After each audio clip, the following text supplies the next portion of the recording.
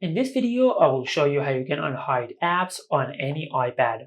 Now, if you have hidden any app on your iPad and if you want to unhide them, first of all, just swipe to the left side and open the app library.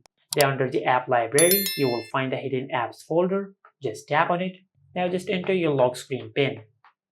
As you can see, these are all the apps which you have hidden. Now to unhide the apps, just tap and hold on the app which you want to unhide and select Do Not Require Passcode. After that, just enter your lock screen pin. And by doing this, you will unhide the selected app, just like that. And if you want to bring the app back to the home screen, just open the app library and tap and hold on the app. Now just drag the app to your home screen, just like that. As you can see, we have successfully unhidden the selected app. And this is how you can unhide apps on any iPad.